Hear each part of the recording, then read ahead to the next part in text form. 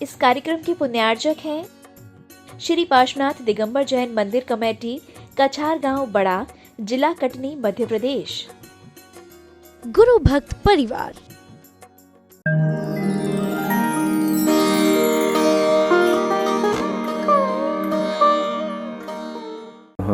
सिद्धिभ्यः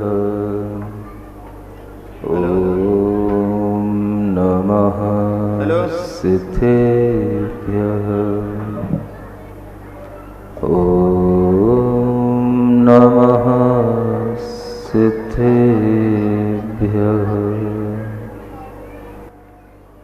आओ कथा हम तुम्हें प्रभु की सुनाते, श्री रामचंद्र मुनि के गुण गीत गाते। मर्याद निष्ठ पुरुषोत्तम मोक्षगामी, ध्याओ सदा हृदय में बनने अकामी। थे अष्टमे बहुगुणी बलभद्र राम, अत्यंत प्रेम युत लक्ष्मण भ्रात नाम। सीता सती जनक राज सुताति प्यारी, जो शील रूप गुण खानी प्रसिद्ध नारी। देवादिदेवादिन तीर्थंकर श्री ऋषभनाथ भगवान की, वर्तमान शासन नायक श्री वर्धमान महावीर भगवान की, श्री 1008 सिद्ध प्रभु श्री राम भगवान की, परम पूज्य आचार्य गुरुवर श्री विद्यासागर जी महाराज की।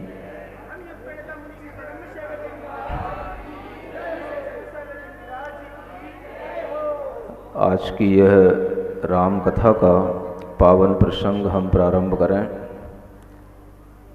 इससे पूर्व में हम श्री राम का गुणगान करते हैं और फिर आगे बढ़ते हैं। मर्यादा पुरुष श्री राम है सिद्ध प्रभु बलराम। मर्यादा पुरुष श्री राम है सिद्ध प्रभु बलराम। पितु वचन निभाने खातिर, तज के राजा सुख आखिर। पितु वचन निभाने खातिर, तज के राजा सुख आखिर। वन वन करते विश्राम, अन्याय अनीति न काम। वन वन करते विश्राम, अन्याय अनीति न काम। प्रभु श्री राम, प्रभु श्री राम, प्रभु श्री राम। सभी भक्तों के हाथ भगवान श्री राम की स्तुति में जरूर उठने चाहिए, तभी भगवान श्री राम की प्रसन्नता आपके ऊपर होगी। प्रभु श्री राम, प्रभु श्री राम, प्रभु श्री राम, प्रभु श्री राम। मर्यादा पुरुष श्री राम है सिद्ध प्रभु बलराम। मर्यादा पुरुष श्री राम है। दशरथ जिनके जनक कहाए, बोले सभी। दशरथ जिनके जनक कहाए, कौशल्यानंदन जन गाए। कौशल्यानंदन जन गाए। इक्ष्वाकु वंश की शान, क्षत्रिय जग दया निधान। इक्ष्वाकु वंश की क्षत्रिय जग दया निधान। प्रभो श्री राम, प्रभो श्री राम, प्रभो श्री राम, प्रभो श्री राम। मर्यादा पुरुष श्री राम है, सिद्ध प्रभु बलराम। मर्यादा पुरुष श्री राम है, सिद्ध प्रभु बलराम। यह श्री राम जानते थे, इसीलिए उन्होंने उस समय पर उसे नमोकार सुनाया। और इसी नमोकार का संक्षिप्त रूप आपको बताए देता हूं, ओम अरहम नमः। आपको कभी भी कोई गाय, बैल, चूहा, बिल्ली ऐसा लगे, कुत्ता आदि कोई भी कि ये मरने की ओर है, ये मरने वाला है, आप उसके लिए केवल उसके पीठ पर हाथ रख करके उसे सहला करके आप उसके कान में ये मंत्र सुना देना, ओम अरहम नमः, ओम अरहम नमः, ओम अरहम नमः। ये मंत्र सभी के मुंह पर होना चाहिए। और अगर आपने ये मंत्र उसको सुना दिया, आपकी करुणा से उसके प्राण तो निकल जाएंगे, लेकिन उसकी आत्मा हमेशा के लिए आपकी ऋणी हो जाएगी। और फिर वह अपने उपकार का बदला लेने के लिए तुम्हारी सहायता करने जरूर वह आत्मा आएगी। जब तुम किसी विपदा में पड़े होगे तो अचानक से कोई तुम्हारी सहायता करने आ जाएगा। समझ लेना, ये हमारे उसी कृत्य का प्रतिफल है जिसको हमने कभी किसी की सहायता करके उसे प्राण मुक्त किया था और उसे धर्म दान दिया था। ये उसी का फल होता है और इसी तरह का यह फल हर किसी व्यक्ति को आना चाहिए। श्री राम भी ये जानते हैं। एक बार एक जगह पर एक सेही को हमने देखा। सेही जानते हो? एक प्राणी होता है, जो जंतु होता है वह उसके पीछे कांटे निकले होते हैं। क्या होते हैं? हाँ, जब भी वह किसी के लिए देखता है और उसे लगता है कि कोई हमारे ऊपर आक्रमण करने लग वाला है तो वह अपने कांटे उठा लेता है, उससे ही अपने कांटे फैला लेती है। और जैसे ही उसे लगता है कि मैं संतुष्ट हूं तो वह अपने कांटे पीछे नीचे कर लेती है। अनंतनाथ भगवान का यह चिन्ह है सेही। आपने कभी देखी नहीं होगी, मैंने भी जीवन में पहली बार देखी थी जब मैं राजस्थान में भ्रमण कर रहा था। वहां पर एक मांडलगढ़ नाम की जगह है, मांडलगढ़ का किला है, और उस किले पर मैं ऊपर देखने के लिए गया था। वहां पर मंदिर है और वहां पहुंचने से पहले एक बावड़ी मिलती है राजाओं की बनी हुई, और मैं वहां थोड़ी देर बैठ करके वहां विश्राम किया। थोड़ी देर बैठ करके वहां पर सामायिक आदि करने का मन बनाया। इतने में वहां दिखाई दिया कि एक सेही बार बार उस पानी में से, बहुत बड़ा एक तालाब टाइप का बना हुआ था, उसमें से ऊपर निकल के आना चाहती है, लेकिन वो आ नहीं पा रही है। बहुत पहले से वो वहां पर पानी में गिरी पड़ी होगी और उसके पीछे के हिस्से को वहां की मछलियों ने या जली जंतुओं ने खा लिया, जिसके कारण से उसके पीछे के पैर घायल हो गए और वह आगे के पैरों से ऊपर उठती थी, लेकिन वहां पर लगी हुई काई आदि के कारण से उसकी पकड़ नहीं बनती और वो बार बार गिर जाती थी। साथ में रहने वाले अनेक लोग थे, श्रावक लोग थे। जब उन्होंने देखा एक पक्षी बार बार ऊपर आने की कोशिश कर रहा है, नहीं आ पा रहा है, तो उन्होंने उसको निकालने का प्रयास किया और बहुत प्रयासों के बाद में एक फंदा डाल करके उस रस्सी में उसको फंसा करके उसे ऊपर झटके से निकाला और वो निकाल करके सामने ले आए। वहां हम बैठे हुए थे दोनों मुनि महाराज, जैसे आपको यहां दिखाई दे रहे हैं ऐसे वहां बैठे थे उस तालाब के किनारे पर, बावड़ी के पास में।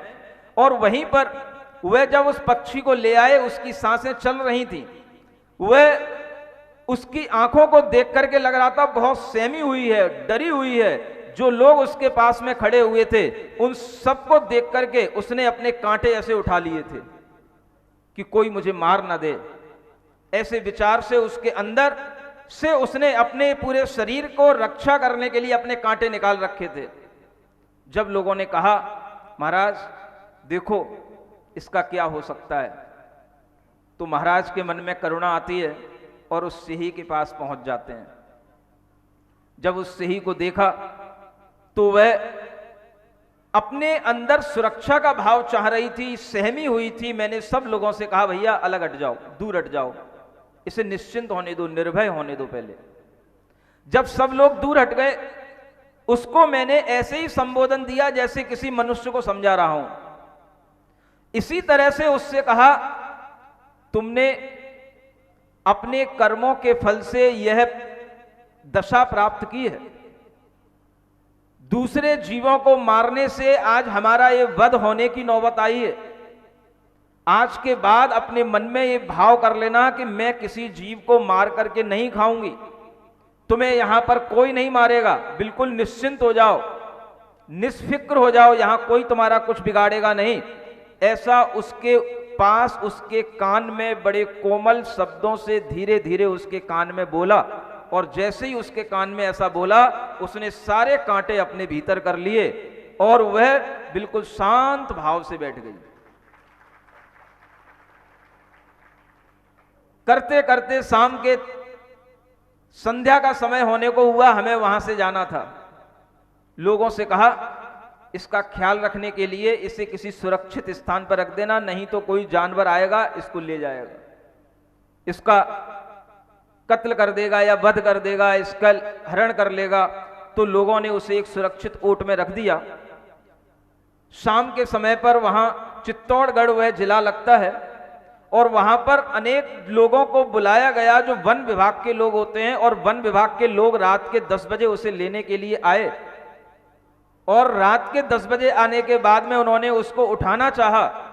वो सेही एक छोटा सा ही पक्षी होता है, कोई बहुत भारी नहीं होता, लेकिन उनसे वह उठा नहीं, पक्षी उनसे वह जीव उठा नहीं। और वह सेही जब वह उनसे उठी नहीं, वह परेशान हो गए, तो वह उसको वहीं पर सुरक्षित छोड़ करके चले गए। उनसे पूछा गया कि भाई क्यों नहीं उठाया, तो उन्होंने कहा कि वो हम उठाने में समर्थ नहीं हो रहे थे, हमारे पास कुछ और चीजें नहीं थी, इसलिए हम उसको वहीं छोड़ाए।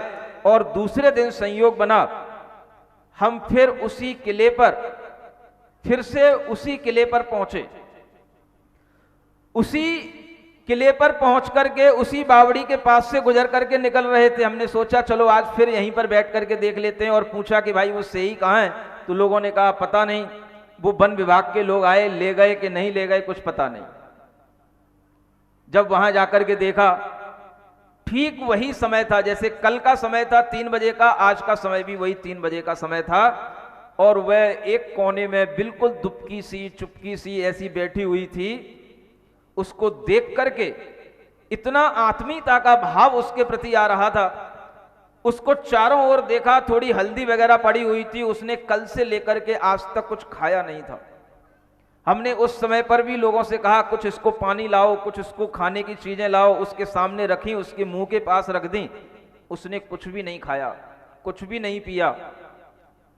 सबसे बड़ी बात, उस एकांत स्थान में अनेक मक्खी मच्छर सब कुछ होते हुए भी उसके शरीर पर एक मक्खी तक नहीं थी। पीछे से उसका शरीर घायल था, लेकिन उसने पंखों से ढक रखा था, उसके ऊपर लोगों ने हल्दी डाल दी थी। उसके पास न एक चींटी थी, न कोई कीड़ा था, न कोई हल्दी थी, और वह बिल्कुल आश्वस्त होकर के शांत भाव से बैठी हुई थी। उसको फिर वहां पर जाकर के उसी समय पर णमोकार मंत्र सुनाया, ओम अरहम नमः सुनाया, और उसके उपरांत 10 मिनट के बाद वह सुनते सुनते उसके प्राण निकल गए और उसका यह मरण हो गया, जिसे संन्यास मरण कहा जाता है। यह समाधि मरण कहलाता है। श्री राम ने उस गिरद्ध पक्षी का ऐसा ही संन्यास मरण कराया, और वह संन्यास मरण उस सेही का कराने का हम लोगों को भी सौभाग्य मिला। आप लोग भी जब कभी भी किसी भी पशु और पक्षी को ऐसा मरते हुए देखें, आप उसको यह मंत्र जरूर सुनाएं। उसके परिणाम, उसके भाव, उसके मन में शांति जब आएगी, तो उसी समय पर उसकी आत्मा के अंदर इतना पुण्य जागृत हो जाता है कि जो आदमी या जो जीव मरते समय पर यह ओम अरहम नमः इतना भी सुन ले, तो वास्तव में हर हर हर हर होते होते वह हरि के पास पहुंच जाता है। ऐसा यह मंत्र श्री राम ने सुनाया, और सुनाने के बाद में वह इधर उधर ढूंढने लगे, घूमने लगे, लेकिन सीता उनको कहीं नहीं मिली। आगे उस सीता का क्या होता है, यह सब दृश्य आपके सामने समय मिला तो कल फिर आएगा। तब तक के लिए आपको भगवान श्री राम के इन्हीं गुणों को ध्यान में रखते हुए इन्हीं भावों के साथ में आनंदित रहना है। मर्यादा पुरुष श्री राम हैं सिद्ध प्रभु बलराम। मर्यादा। सभा के सभी लोग श्री राम का अपने मुख से उच्चारण किया करें आनंद भाव के साथ, हाथ बजा करके। मर्यादा पुरुष श्री राम हैं सिद्ध प्रभु बलराम। मर्यादा पुरुष। हर प्राणी जिनको गाता, बोलो हर प्राणी, ना जाति भेद मन लाता, ना जाति भेद मन। सीता के स्वामी प्राण, हनुमान के जो अभिमान। सीता के हनुमान के जो अभिमान, प्रभु श्री राम, प्रभु श्री राम, प्रभु श्री राम, प्रभु श्री राम। मर्यादा पुरुष श्री राम। दोनों हाथ ऊपर उठा करके। मर्यादा पुरुष श्री राम है सिद्ध प्रभु बलराम। ओम अरहम नमः, ओम अरहम नमः, ओम अरहम नमः। बोलो और जोर से। ओम अरहम नमः। जितनी जोर से बोलोगे, जहां तक आवाज जाएगी, वह सारा का सारा वातावरण मंगलमय होगा।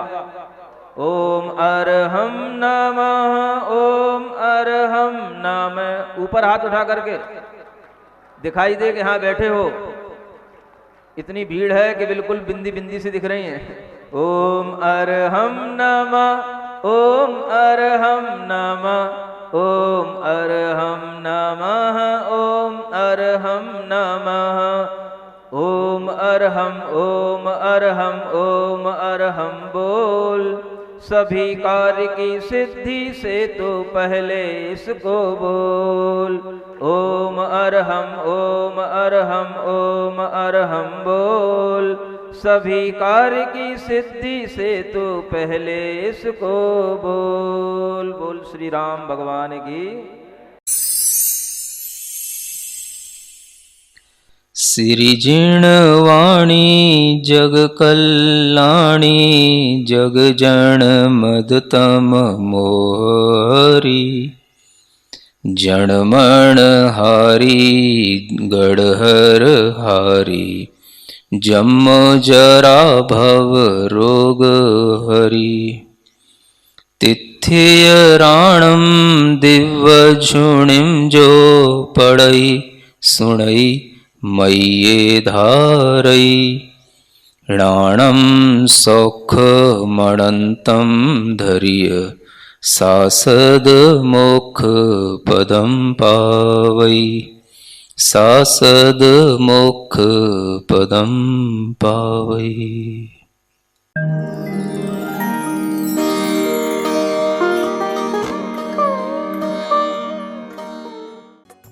इस कार्यक्रम के पुण्यार्जक थे श्री पार्श्वनाथ दिगंबर जैन मंदिर कमेटी, कछार गांव बड़ा, जिला कटनी, मध्य प्रदेश। गुरु भक्त परिवार।